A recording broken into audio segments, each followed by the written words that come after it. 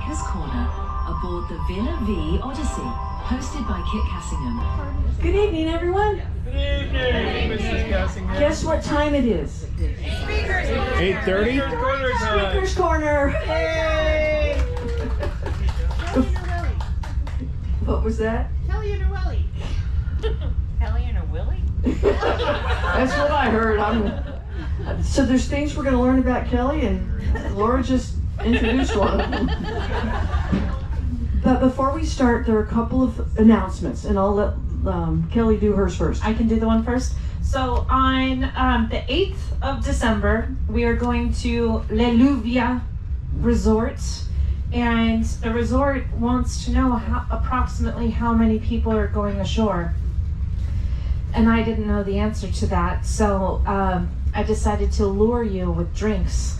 And so there's a sign-up sheet at the destinations desk. You have until 6 p.m. tomorrow. You can only sign up once. I know. You can have more than one drink, but only one of them will be complimentary, unless you make friends with somebody who doesn't drink theirs. And so those sign-up sheets are to help us count how many people are going to go ashore, and how many drinks to prepare of each different kind. So we tried to do it when you're trapped on the ship. So you have till 6 o'clock tomorrow if you want to go ashore. If you don't want to go ashore, don't sign up just in case, because that's $45 for Villa Vie. Yeah. That's an expensive drink. Yeah, that's an expensive drink. And Yeah. the date of it? It's December 8th. And I'll do the port talk on December 7th, but that's the day before we get there, and they want to know how many people are going ashore before that. And so I printed out all the information. It's a resort. Yeah. Is that the one that also you're paying the resort fee so that we can go snorkeling or other stuff? That's the one that it's the day pass. Yeah, And so yeah. by signing up for a drink, you don't have to drink the drink. But if you could just But pick you're one of saying the that- lists, put your name on a list, and they'll have something ready for you, and they'll charge Villa Vie your day pass. Yeah. So we have a lot of lushes in the audience. Okay, good to know. There is one non-alcoholic choice. I've already signed up for mine. Okay. Okay. All right. Now my announcement, which is not nearly as exciting as Kelly's. What, not free booze? No, it's not free booze. But I have put the Speaker's Corner replays on WhatsApp. I mean, I put the links there. They're all on YouTube, but the link to YouTube is also pinned to the top of that. So if you aren't on Circle, don't like going to Circle, you want to have access to all of them, because you know WhatsApp ages out if you join after I have put an announcement out there, you don't get to see it. So if you want to see all that's posted, you can get that on WhatsApp. So do I tell you what it is? It's in VVA Speaker's Corner on WhatsApp. So and they're produced artfully by Mr. Jim Gould, and we're very grateful for that, sir. And he's glowing here. Okay, and you can join the YouTube channel so that you get automatic announcements for when I post things. So, now, on to Kelly. No, it's beginning. Yes, yeah, it's beginning now. Okay. All right. I'm going to get my questions. I'm not memorized. Should we talk about how this began? Like why we're here? Why did you take this job? No, so because they were doing the light at night before, and so I came and I talked for 10 minutes, and Kit came up afterwards, and she was like, "You're really interesting." Who'd have known? And would you like to would you like to do a speaker's corner? So that's why we're here. Well, I had a chance to look at your website, and there's a lot of information there. Yeah, so I spelled it. I have a blog. I know it's kellylaughsalot.com. I can get away with it because my last name is O'Laughlin, so there's a laugh in the middle. So it's it's not as obnoxious as it sounds, but it's also true. It's cute. Thanks. All right, let me get some of the basic questions out. Okay. Where were you born? I was born in Sacramento, California. Oh. People like that city. Yeah. evidently. Yeah. Well, why? Why? That's Why where was my she- mom was. why- Kind of follows. There's I the- didn't really have any control over that one. That's a So. silly question. All right, what were you like as a kid? Oh, I was about as obnoxious as I am now. No, I was one of those babies that just smiled and wanted to play. You want to play past the baby, and I wanted to be in the spotlight from the moment I was born. When did you get your first microphone? So I actually, when I did a whole bunch of we did jazz, ballet, tap, piano, violin, all the as many hobbies as as we could do. And then when I was 10, my sister's friend was in a play, and my mom said, "Do you want to do this theater workshop next summer?" And I said, "Sure." And so we did The Wizard of Oz. There were 4 casts because it was a kids show, so they wanted to give kids as many opportunities as possible. So obviously I auditioned for Dorothy, and I got cast as Auntie M in one cast and Miss Gulch in the other one. I know, I didn't have anything to do after the first 10 minutes of the play, because it wasn't like Miss Gulch was the Wicked Witch, it was just Miss Gulch. And but still, I got on stage and I was like, this was where I was meant to be. Yeah. And they got you off stage during the play? Yeah, I follow instructions. I can share. Oh. Yeah, I can okay. share the limelight. Good to know. Yeah. So tell us about what it was like getting your STCW certification and where you were when you got it. And what that is. So I joined Princess to join cruise ships in 2018, and they did a lot of safety training on board, so we had to do a medical in order to do that. But in order to join this ship, we need an STCW, which I don't know what it's like, standards of marine or watchkeeping is the key word in there. But it's 5 days of training. And so without doing any research, I decided that there was more trainings available in England than where I live in California, because I wanted to go there. And so I looked, and there were 2 training facilities. One was in Liverpool, which is cool because of the Beatles, and the other one is on the Isle of Wight, which is also a lyric in one of the Beatles songs. And the one on the Isle of Wight was closer to where my friend lives, so I did that one. And so I went and did 5 days of intense training. So we have to put on these, like a waterproof suit that's like, it's like your life jacket, but it's an entire suit. And you have to jump in the water and climb into a life raft, which is different from a lifeboat, and turn it over and drag people around that might be passed out. And we also did 2 days of firefighting. And so I know how to use all the different kinds of firefighting equipment. I went there and I was like, they were like, "Oh, why do you have a job?" And everybody's saying like, "Oh, I want to work on yachts." And I'm like, "I'm gonna work on a cruise ship." And they're like, "You're never gonna use this information, because I'm in charge of a muster station. All I do is walk you guys to the lifeboat. So hopefully I never need to use this."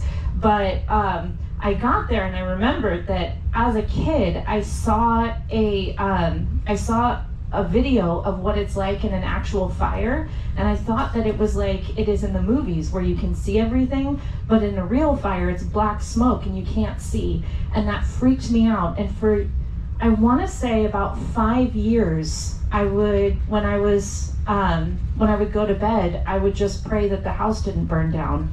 And I lived on the first story of a house. It was easy to get out, but I was just like, please don't let the house burn down. Please don't let the house burn down. And that's how I would fall asleep. And so I don't know where this fear of fire came from, but when I went to college, one day we lived in a house with a bunch of people, and I woke up to the fire alarm going off, and I was like, who's cooking at 3 a.m? Because that's when the fire alarm goes off. When we go out and there's a bunch of smoke, and my roommates are coming out and they're like, what should we do? And I was like, I don't know. Like, shouldn't we, like, there should be a fire extinguisher. I can't remember where it is. And then we're like, I think this is a real fire. And so I was like, I guess we call 911 because like there's smoke and stuff. And so we call 911. And it felt like when you're calling in sick for school, like, I was like, I don't know if we're allowed to call 911, but there was smoke. And so I called and I'm like, so there's a lot of smoke and the fire alarm's going off. And they were like, can you get out of the house? And I was like, yeah. And they were like, is there anybody else in the house? And I was like, yeah. And they were like, can they get out? And I was like, yeah. And they were like, get out of the house. And so I go out, and then I was like, oh my gosh, this used to be my worst nightmare when I was a kid. And so going to this firefighting training, I was like, how am I going to react to this? Because this was like my worst fear, but when it happened in real life, I wasn't scared at all. Yeah, I wasn't scared enough. And so I went, and they have these big containers, and they light a fire in one of it, and we have to go through and go down the stairs and go in groups. And I did not like it. It was very hot, and I didn't like not being able to see. And the thing that bothered me the most was that we had the gas masks, and we had to keep track of how much oxygen was left, so that if you go in, you need to have enough oxygen to get out. And I'm not good enough at math under stress. I was like, I can't, that's math. My brain's not going to be able to handle that. So, but I did it, and I did not like it at all. And we have to do it once every 5 years, and I do not want to do it again, but I will, to come back here. I know. So I guess you didn't want to grow up and be a firefighter. No, not at all. No, and we were talking to the instructors, and they were saying like they love it. They really love it, and so they would say like, there's people who come and they do this training, and then they get this. They become volunteer firefighters, and so we go in and. I went in, and they were like, and what I actually learned was in the fire, I thought the most important thing was like how to fight the fire, but the most important thing is that I need to know if I'm okay or not, because if I push myself too far, then I become a liability, and then somebody else has to drag me out. And so that was the hardest part, was going through and saying, they're like, are you okay? And I was like, I don't know, because I tend to push myself way too far, and I'm like, that was too far, can't handle, I went too far. And but in that moment, it was going through and saying, do I have enough oxygen, can I do it? So we fought the fire, we did it, and then I go outside, and they're like, do you need to take a break? And I was like, yes, I'm taking a break. And so I go out, and and there was this really arrogant kid that he wanted to be first. He was really dumb. And so he gets tapped out first, and then he's just gone. And so I go out, and I'm like, so we were in the thing with the fire, and I was really disappointed that when we went outside, it was not significantly cooler than it was in the thing with the fire. I was like, this is not enough relief. And so I'm breathing, and then they're like, do you want to go back in? And I was like, no, I do not want to go back in. They were like, well, there's only 2 left, and in order to complete the task, you need to have 3 people. And I was like, fine, I'll go back in. And so I went back in, and it was harder, and like used all of the physical strength where we're pulling up the hose, and I like had nothing left inside. But it was the hardest part. It just became really clear that you have to, like, the responsibility of taking care of yourself was the most important thing. And I can't remember where I was going with that. That's a good place to go right there. Oh yeah, I passed. Even the kid who like went in for 10 minutes and left, he passed, which was stupid. So it's a lady. He's gonna be on a yacht somewhere. The instructors were like, afterwards they were like, when after this class, if you could just let us know what yacht you're on, so we can make sure to never be on that yacht. And he was like, oh, thank you, thank you so much. Oh, but the instructors were like, afterwards we got out, and he was just like, so, was it fun? And I was like, no, I never want to do that again. I don't want to do it, absolutely not. Don't like it. Well, if you ever have the crazy notion of becoming a firefighter, talk to me first. I'll tell you some stories that'll scare you more than you've already been scared. No, I'm good. I'm happy to be first in charge of Muster Station Echo, so I'll stick with that one. All right. What other tests and exams and certifications do you have to work on ships like this? To work on ships specifically, you need the safety training, and we also have to pass a medical that is only good for 2 years. So I'm going home on vacation soon. I know, get used to it now, because I've been here since May. What does soon mean? And end of this month. Okay. Yeah, after Christmas. And so, but my medical expires in January, and also I have a wedding to go to. It's not mine, but so I'm gonna go home, see my kitty cat, and I can see the kitty cat's reaction to you right now. yeah, she's gonna be like, "Who the hell do you think you are?" She's gonna look Yeah. at you and turn around and look the other way. Yeah, that's what she does when I go home. Is she's like, "Why are you touching?" It's you. She's like, "Wait, human." And then she's on my lap for the next 3 days, and then she doesn't care about me. Like Velcro. Yeah. What's your kitty cat's name? Riesling Vader Ginsburg. Very good. I found her in a vineyard in 2020, shortly after Ms. Vader Ginsburg's passing, and so to honor. Does she wear little lace collars She and actually, pearls? she doesn't know what her name is. She thinks her name's Kitty Cat. So my sister was cat sitting, or she was, because I live on a farm. And so my sister was animal sitting when everybody was out of town. She's like, I went outside and I was like, Riesling Vader Ginsburg, and she didn't come. And I was like, she doesn't know her name. Yeah. No. So I distracted you from what other... Oh, so the medical, we have a medical certificate that you have to, you have to pass. And so there's one place in the US that does this specific medical, and you need to have, like, it's based on your BMI, which makes no sense. And so every 2 years I try and get my BMI down to what it should be. I have some work to do. So where, you say it's a specific location? Yeah, so there's one in the United States. It's in Miami. And so I emailed them and they were like, do you want to go to our facility in Miami or the one in Cozumel, Mexico? And I live in California, but what they do for me is I'll go into a clinic and they'll take all my stats and then send them to Miami, and then it mails it.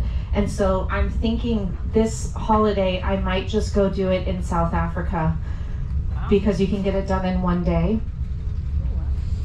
I mean, it's kind of like the STCW, where I was like, it's somewhere that I want to go, so I may as well get my medical done in South Africa and go on a safari while I'm there. Are you ever going to get home for your friend's wedding? It's in January, so, well, I don't know. Okay. I haven't figured it out. I'm gonna get my flight home first. And then You have days. do the Okay. math. Okay. Yeah. So you have to do the certificates, but when it comes to getting work on ships, you have to have done the thing on the ship that you want to do on land before you do it on ships. So, like, if you want to be a bartender on ships, you need bartending experience on land, and then you have to get all this ship stuff on top of that. Pronounce that carefully. Yeah, ship with a P, not with a T. And so when I started, so I went on my first cruise in 2007 to Alaska, and I saw somebody doing trivia, and I was like, I think I could do that. And then I applied, and nothing happened. And then every time I had a job, like was looking for a job, I would apply at cruise ships, and after 10 years, nothing. And so then in the meantime, I worked as the director of admissions at the Art Institute of Colorado, and I was making so much money that I couldn't justify quitting, because even though I was miserable. And so then they laid me off, and I was like, thank you. Like I was crying, and I was like, I hate this job so much. But I just couldn't figure out how to quit, because I was like, I don't know what I want to do, if I want to do more acting or more travel. And so they wanted to give me severance and unemployment while I figured that out. And so I took a year and a half off, and I was like, I don't know what I want to do though, because I was either going to move to Baltimore, because I had some friends there, or apply on cruise ships. And I knew I wanted to go back to Europe, because I lived in Italy for a year. And so I went to Europe, and I was in Scotland, and I was staying in the most disgusting hostel that I've ever stayed in, with the most uncomfortable bunk beds. And I was so happy. And I was just like, I love being in a different place every day, and like going somewhere and figuring out what there is to do there.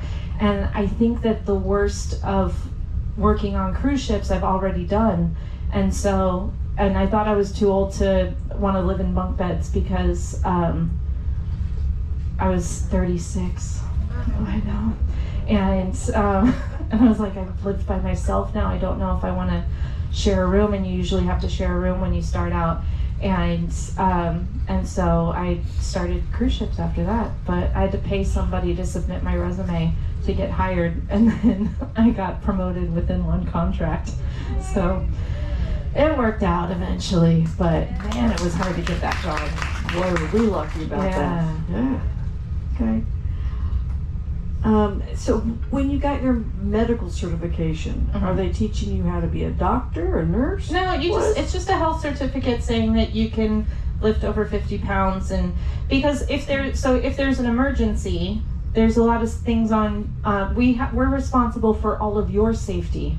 So there's a lot of things where you have to be physically fit in order to work on cruise ships. So it's more saying like, we think in the next 2 years, you're going to be fine, because when I sign on to a ship, the medical center is responsible for my health.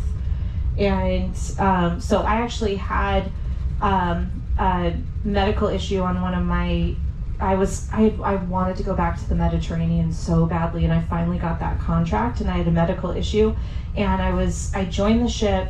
And a few days later, I was disembarked in France, and I stayed in a hospital, and they were trying to explain what was wrong in French, they were like, oh, I studied English in high school. And I was like, but I still don't understand what's wrong. So obviously I'm fine because I'm here, but there was a point due to miscommunication that I thought I had cancer. And because they were like, there's a mass, you can't go back on. I was like, just take it out, I'll go back on the ship. I'm going to the Mediterranean. And they were like, no, you can't you can't do that. And so I was awake in the middle of the night, and I was thinking, like, okay, so what if I have cancer? What then? What do I want to do? And I was like, I'm so tired. Like, I don't want to fight. And I was like, okay, if I don't have as much time left as I thought I had, what do I want to do? And I was like, I want to travel. And you know what would be even more fun than traveling and like going to Greece and back to Italy and like seeing all these places? What would be even more fun is to do like Zumba and line dancing on a ship on the way to these places. And so like it was really cool that when I thought I was facing imminent death, I was like, what do I want to do with the rest of my life? And I was like, what I'm doing with it. So yeah. Oh no, I'm not qualified to do anything. I'm just physically fit. You're qualified to keep living. Yeah, I can lift up to 50 pounds. Okay. I don't know how many important. kilos that is. But About 110? Other way. Other way, okay. 27. Oh. Sure. 23 or something. All right, yeah. So do I understand correctly that you have been cruising for 12 years? So I went on my first cruise in 2007 as a guest. And then I went on, my mom she got hooked, and so she would take me on some cruises. And so I went as a guest, and then I started working on cruise ships in 2018. Okay. And except for the pandemic, I've worked pretty consistently. And that little medical issue, I took some time off for that, but now I'm back. Yay! All right, so you've a couple times mentioned having lived in Italy. Yeah. What took you to Italy, and where in Italy did it took you? So I was looking for jobs abroad, and they have a website called jobsabroad.com. And so there's this theater company in Italy that does theater for kids. And so they gave us a van. We were put into groups of 4. We did 3 weeks of training near Nice in Italy, and then they put us into groups of 4 and gave us a van. We would drive to a school, and we put up our curtain. We do a fairy tale for kids, and we do like sketch comedy, like sketch shows for older kids, but everything was based on their level of English that they had learned. And then we would do a workshop after that, and then we'd pack up the van and go to the next town. So I was in a different place every day, and I saw places that you wouldn't necessarily go to if you were just going on vacation. So I spent time in the big cities, but I also found these little like fingernails of a town. And during the summer, we would do English camp, where we would live with the families, and we'd do it was either 1 week or 2 weeks of camp where we'd play games and sing songs and do a warm up and everything, and then it would all lead up to this play that the kids would perform in English at the end of the week. But we'd live with the families, and so on those we'd usually travel on Saturday, go sightseeing on Sunday, and then Monday through Friday was English camp.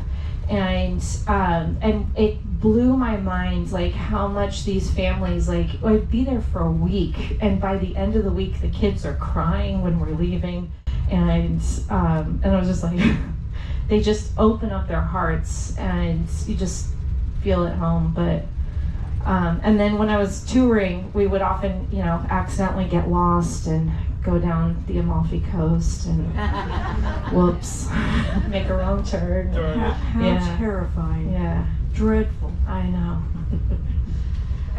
Where else did you get lost in Italy?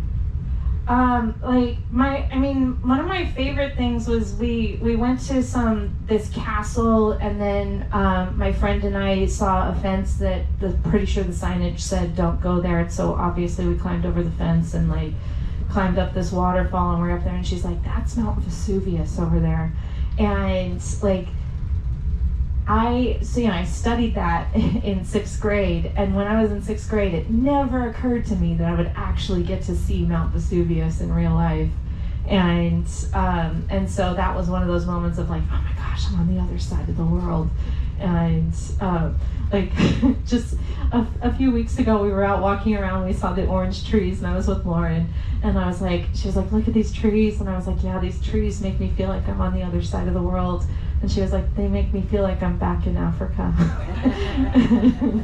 And it's just, it blows my mind, like the things that it's just like, oh, look at this, like so many things that we see that are so familiar and close to what we know.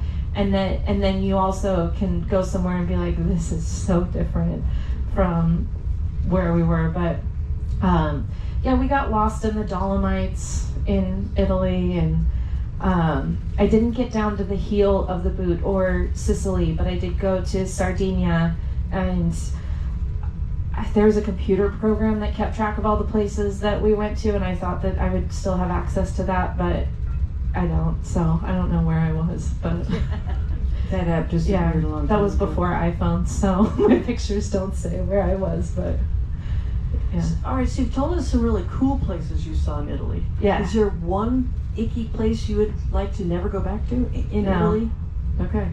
Yeah. No. Okay. I'd go back to any of them.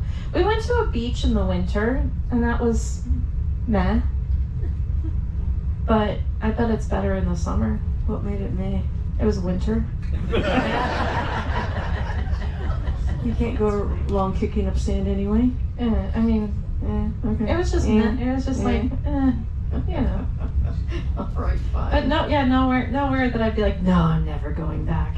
But like one of my favorite things that happened is we were in the South, and we got lost going to the school, and we were several hours late. So these kids had been sitting in an auditorium for hours, and we had like driven through a field. We were so lost, and so we were stressed. Like, we knew that it was our mistake, because we figured out how long it would take on the GPS, because we had a sat nav, because it was before phones, and we doubled the amount of time that it took to get there, and we were still like 2 hours late, and we felt so bad. And we get to the school, and we knew we were in the wrong, like we were late. And in any other normal situation, like we get there, we're like, okay, we'll set up, we'll go as quickly as we can. And they're like, no, come with us. First, you must have a coffee. And the punishment of it all. right, but it was just like, it blew my mind, because when things go wrong and you're stressed, like my habit is to be like, yeah, you messed up. How are you gonna make up for that? And just to be treated like a human and be like, no, this will all go better if we just take 2 minutes, throw back a shot of espresso, reset, and let's make the best of it. And so that was one of the big lessons. Very cool. Yeah. When did the travel bug bite you? So my mom had always had a dream of going on a road trip to see the United States. And so when my sister and I were like 8 and 9 years old, she made us promise, and she videotaped us promising that when we were teenagers and we hated her, we would go on this road trip. And it was like, okay, you're sworn, now you like me, so make this promise. And so there was, we were just always gonna go on this road trip. I didn't know, I didn't think about it. It was just like something inevitable, like when you graduate from high school, then you go to college, and I just didn't really think about what that meant. It was just, okay, we're gonna go on this road trip. And so on the summer after I graduated from high school, my sister's 20 months younger than me, so she had her driver's permit. We spent 64 days driving around the country. And so we started in California, we went up to Seattle, we went across the top, and then down, and then wove our way back.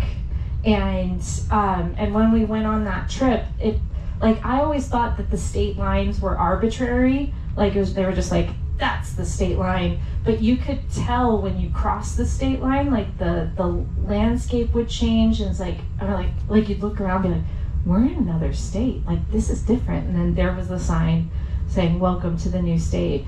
And so after 64 days, which doesn't seem like a lot here, but I was moving to New York City to go to school. But at the end of that road trip, we were going back, and I was just like, I don't want to go home. I want to keep going. And ever since then, I haven't wanted to go home. So now I don't anymore. Very good. So you travel at home now. This is home, so you go in. And that was ever since then. I just, whenever I go on vacation, I never wanted to go home. And so when I join cruise ships, I'm either on a ship, or I go to my aunt and uncle's house where my cat is, and their farm. And I love hanging out with my cousins, but that's vacation. So I either go from vacation to traveling. And then when I go on vacation, I usually travel somewhere I haven't been before.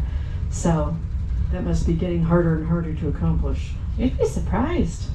Yeah. You said something about going to school, up at college. Yeah. What did you study? So I went to the School for Film and Television in New York City, which turns out to be very confusing because if you call a school what it is, which is the School for Film and Television, people are like, right, but so which one? And I was like, no, it's called the School for Film and Television. So they changed the name. So now it's the New York Conservatory of Dramatic Arts. But it was a 2-year conservatory that taught acting for film and television because I wanted to be famous. And now I'm ship famous, ship with a P, not You're with a T. famous with us. Yeah. So I studied acting for film and television for 2 years, and then ended up working in college admissions. And I went to yoga school, so I'm a certified yoga teacher also. And it turns out in New York City you need a job to pay your rent, and then as an actor you also have to go on auditions after that, which is a job in itself that you don't get paid for. And so I was just like, this is stupid. If I'm gonna work in an office, I wanna get paid for it, so I'm gonna get my degree. And so the school that I went to had an articulation agreement which means all my credits transferred to a school in Garden City, New York, or in Colorado. And I was like, well, if I'm not gonna live in Manhattan, then I may as well go to Colorado. Little did I know that Greeley, Colorado is not what everybody thinks of Colorado. Yeah, You can see the mountains from there on a clear day. yeah. Eau de Cow is very nice. Oh, it smells great. And so I finished, I got my degree in theater with an acting emphasis from the University of Northern Colorado. The Teaching College of Colorado. Teachers graduate from. Oh, okay. Yeah. A lot of teachers there. All my friends are teachers. But, and then my mom's really impressed that I'm actually using my degree. Because I was like, yeah, I'm going to get a degree in theater. And she was like, just make sure you can waitress. And so, yeah. And how long did you live in Greeley? So I only the 2 years to graduate, but then I moved. I have family outside of Telluride, so I lived with them for a while, and in Norwood, Colorado. We know what that is. And then I went to Denver and got stuck there for 10 years, with the exception of I just kept working. So and then I went to Europe and cruise ships and. Man, you've gone from one wonderful place to another with a cow town in between. Yeah. Literally. Yeah. Where are your favorite places to live? New York City. Yeah. I when I want to say 10 or so, my dad sang in Carnegie Hall, and so he went with a choir, not by himself. And so I'd never been, but he went to New York and he came back and he was telling me about it, and I was just like, wait a minute, like, why would anybody live anywhere else in the world if they could live in New York City? Like, I couldn't understand what have we been doing in Sacramento all these years? Like, why? Yeah, why?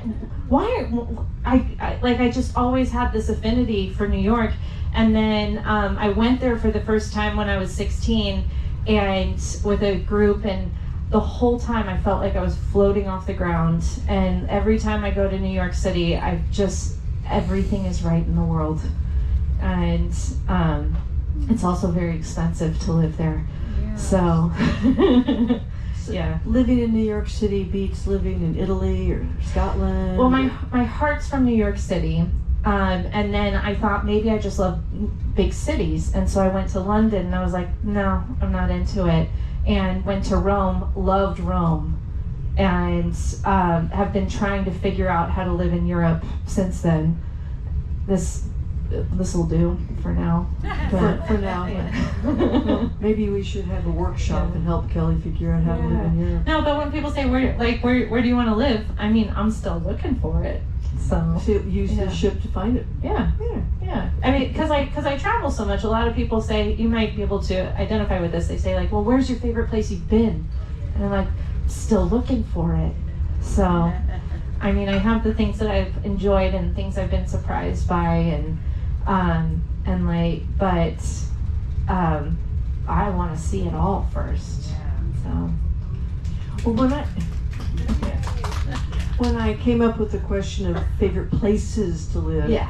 because you take this really fabulous trip a week, 2 weeks, a month, and what's the favorite thing? It's like, Right. there isn't a favorite thing. No, it's the nuances of Yeah. each different thing. Right. And that was the thing about, I loved being in Italy, but there wasn't really anywhere except for Rome where I could say, okay, I could live here.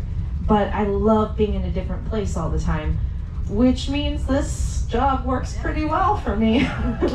Cannolis, Yeah. gelato. So to answer your first question, how I got here was I was doing all the activities on Princess, and then Lauren called me and she was like, "Hey, I'm on this really weird ship. That's for sure. It's really old, but I think you'd like it, and you do all of the entertainment." And I was like, "Sounds good." And then she was like, "Actually, this company called Peel is taking over, and they don't think we need somebody to do all of the entertainment. So can you be a destinations presenter?" And I was like, "Sure." And so I'd never done this before, but what I do when I go on vacation is I figure out what there is to do in these places, and I've made PowerPoints for other things. So I'm just making it up, and thank goodness for ChatGPT, because I couldn't do what I do without my assistant, Chad. Randy calls that Chatty G. Oh, Chatty G, and I'm like, Yeah, you really cleaned this story up from when Lauren told it. Well, I've told it a few times, so. All right. Yeah. Well, so you've talked about the places you like living. How Yeah. about the places you like playing? Are there a top 5 or 10? I love narrow streets and cobblestones, and like, oh my god, Japan was so fun to be like, oh, what's that, let's go around this way. I spent last winter in Northern Europe, where I was so I was offered a job at MSC, and it was a 7-day itinerary. And I was like, boring, same place every 7 days. But then I thought, would I spend 8, because it was 12, it was 3 months, so it was roughly 12 days in each port. And I was like, yeah, but would I go to Belgium for 12 days? Yeah. Would I go to France for 12 days? Yeah. I mean, so it'll be cold, but I loved it. So I can take you to some places in Italy with wonderful tiny cobble streets, with stairs going up or down. yeah.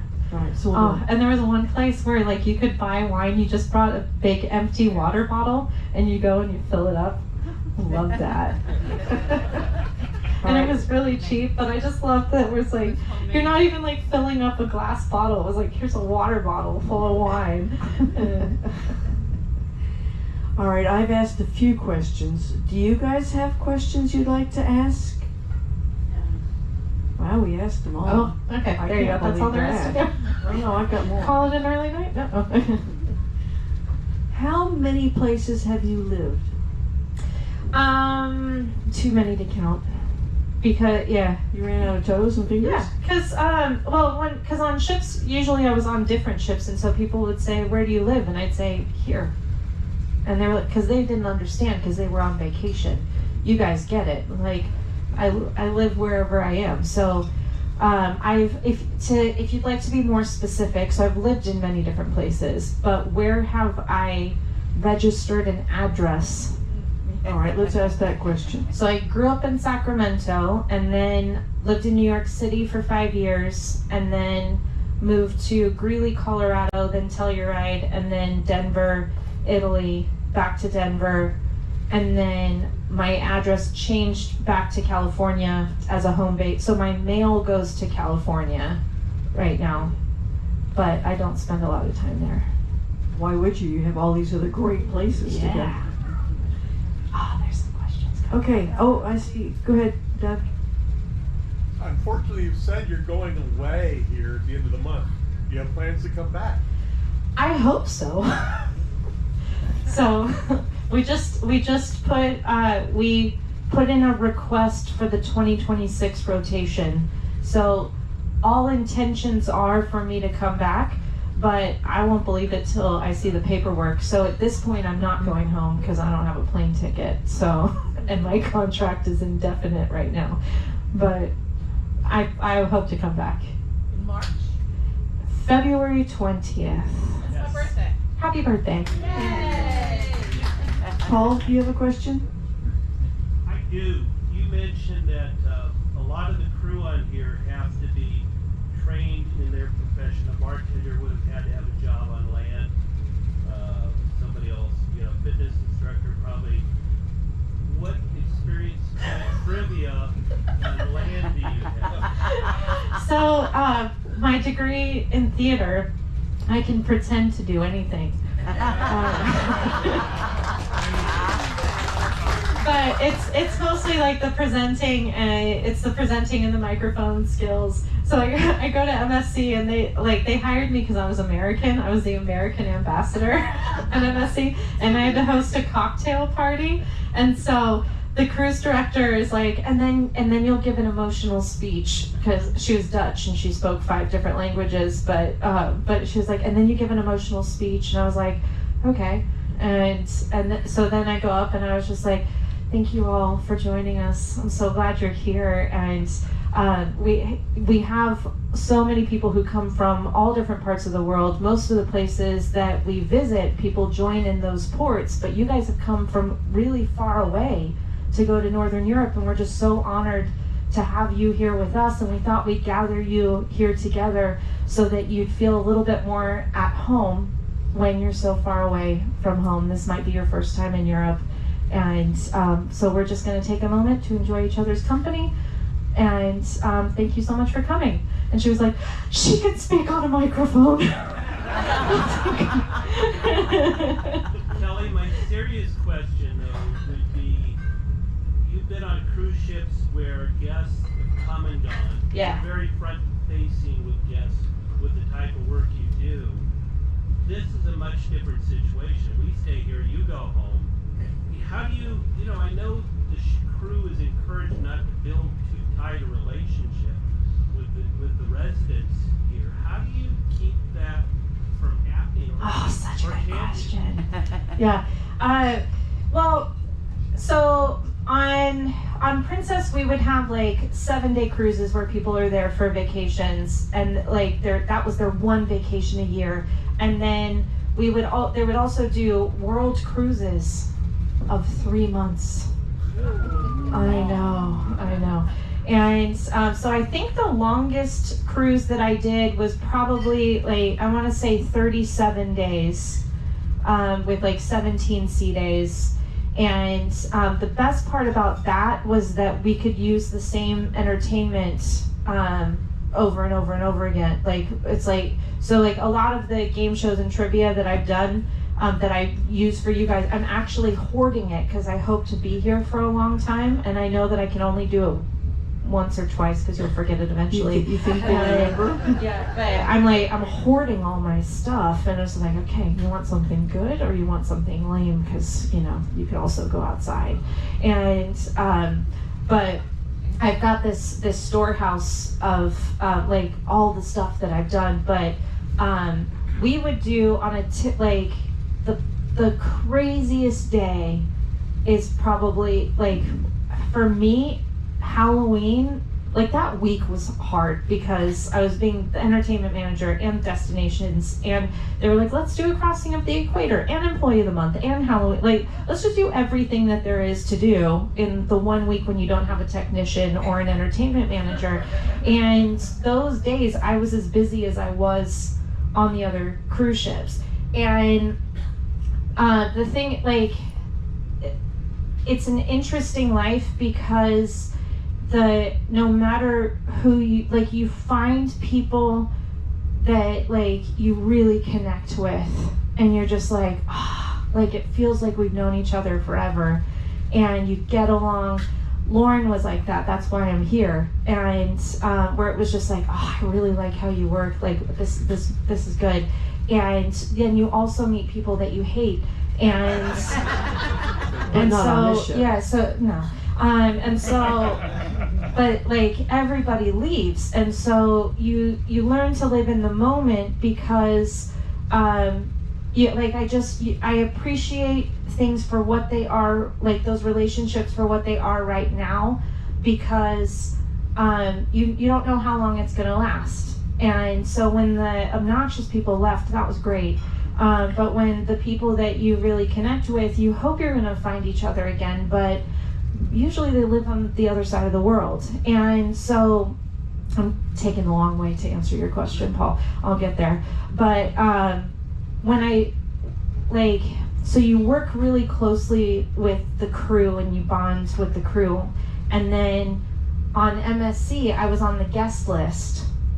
And so I couldn't go to the crew bar. And the entertainment team, which are usually my people, they worked way harder than I did. And so like they'd be like, hey, let's hang out. And I'm like, sure, anytime, because I will always be available and you hardly ever are. And I couldn't connect with the crew because they were doing their thing, and it didn't really, so I was working for MSC, but the only people that I could really make friends with were the guests.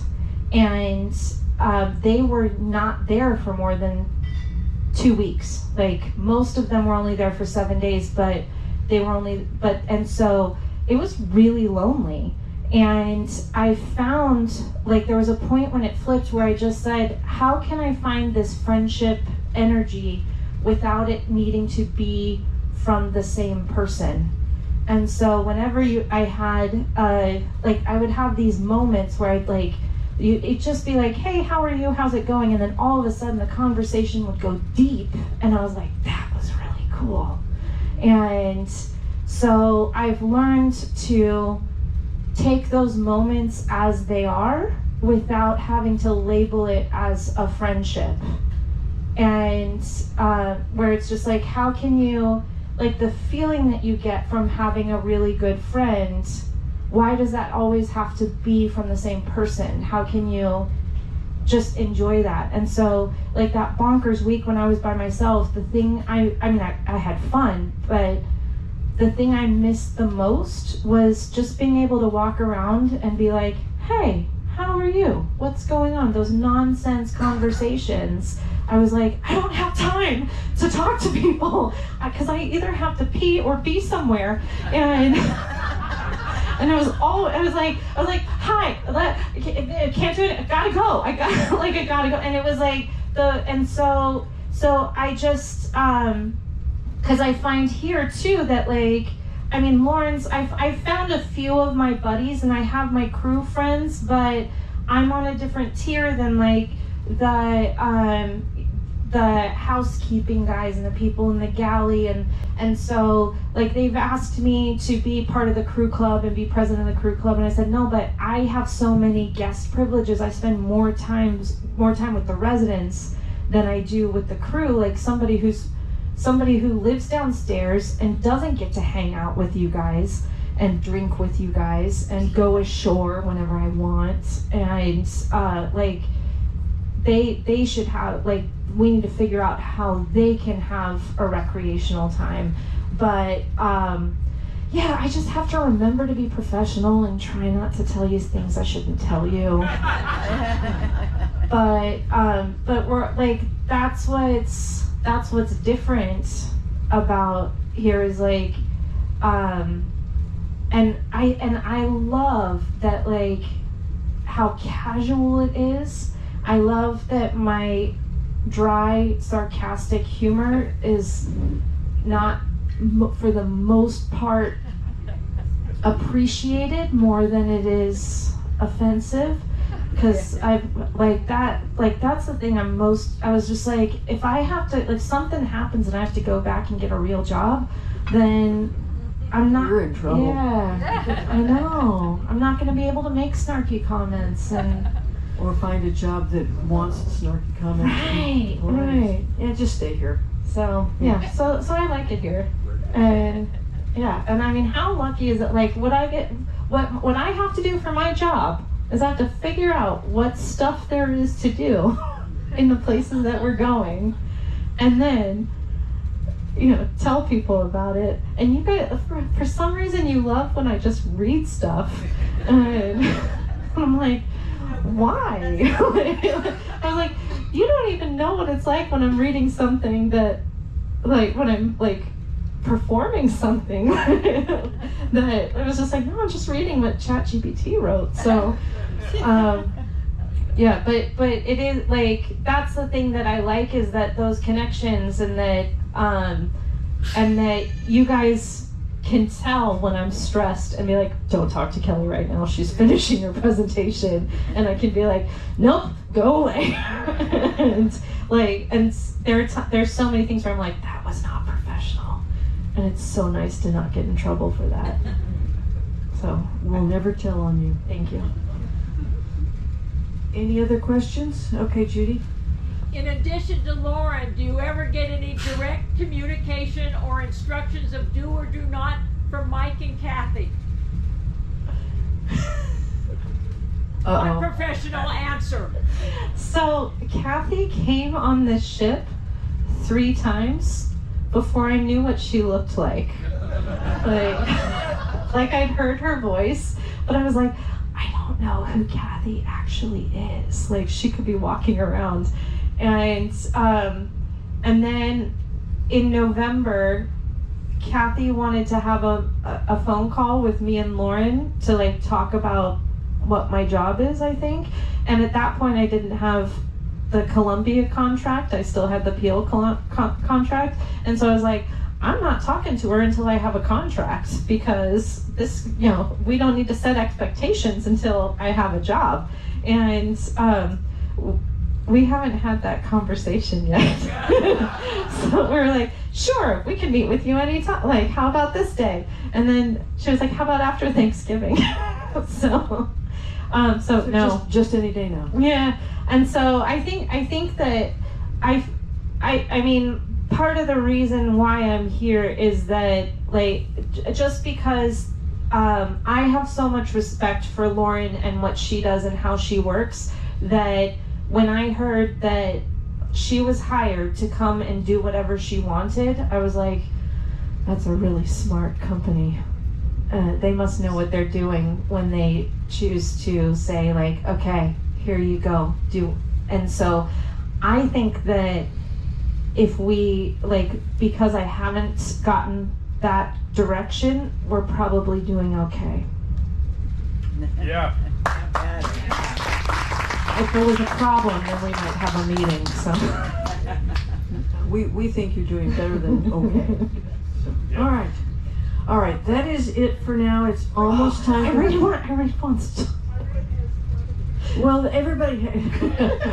Is Okay, it real? we've Is got it 2 minutes. fast? Yeah. Well, I have stuff too. Who's replacing you? Because nobody can. Nobody could replace Nobody me. can. Lauren's replacing No, him. there's somebody that Captain Val used to work with who wants my job. And so, I mean, well, I have to go on vacation, so somebody's got to do something. Right. So we should have somebody replace me at the end of December. Let me go pet my kitty cat. And go to your friend's wedding. And go to You want no pork talks till Kelly gets back. in South Africa for your whatever you're doing. Yeah. Okay. Yeah, I'm just gonna go to Seattle, renew my passport because my mom's there. Go to Cape Town, renew my medical because Hedia's there. You wouldn't say hello to Hedia, would you? While you're in. Oh, that's part. Yeah, that's why I'm going. Yeah. Oh, nice. And my friend in England, she was like, "When are you coming back to the Isle of Wight?" And I was like, "I'm gonna go to Africa." And she was like, "That's okay. You can do that." All right, show Kelly your appreciation for all that she shared.